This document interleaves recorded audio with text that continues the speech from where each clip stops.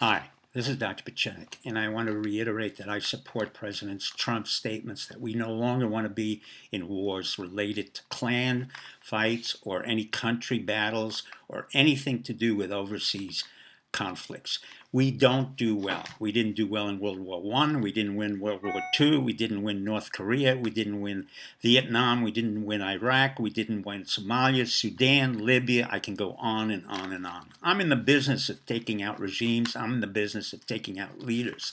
When I went into Syria, when I went into Afghanistan, when I went into Iran, I warned our people, particularly the CIA, which was highly dysfunctional, run by people like Petraeus, Bolton's neocon, and they decided they wanted to go into Syria. I said, that's very dangerous. Bashar Assad is an Alawite. He's not a Muslim. He's an Alawite. They control all of Syria. Northern Syria has Kurds. There are about 2 million Kurds. There are over 40 million Kurds all over the world, 15 million in Turkey. They're in the southeastern section of Turkey, and they're in the northeastern section of Syria.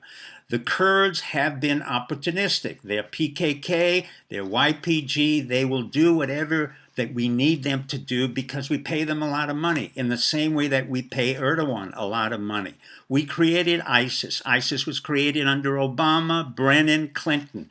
ISIS was the artifact of the invasion of Iraq, which was a disaster thanks to John Bolton's al-Khalilzad, the neocons.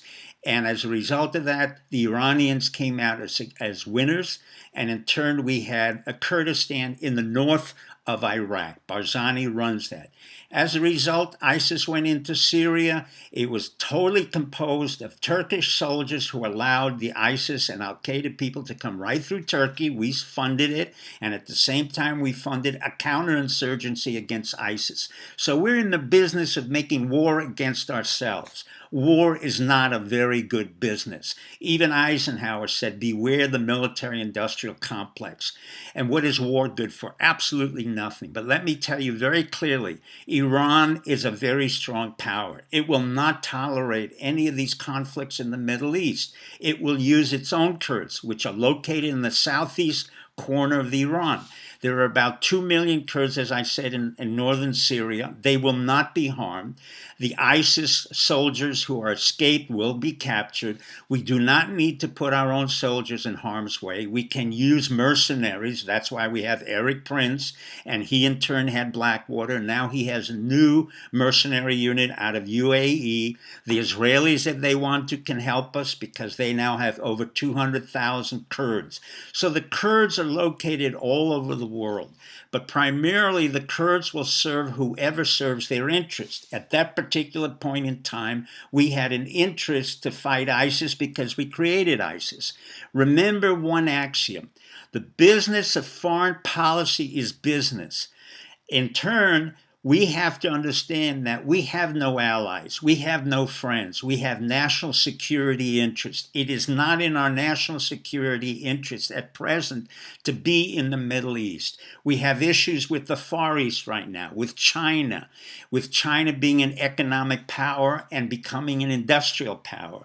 We have to concentrate our forces and our capabilities in order to enter a new type of war, which is called cyber war and cyber command. We are not way ahead of the curve. As a matter of fact, Amazon just received a $10 billion contract from DOD. That's Amazon, your retailer, received a $10 billion contract from DOD in order to be able to create cyber warfare or provide the cloud that we could not provide for our own government. The CIA gave out $600 million to Amazon in order to provide a cloud so that we could be in cyber command.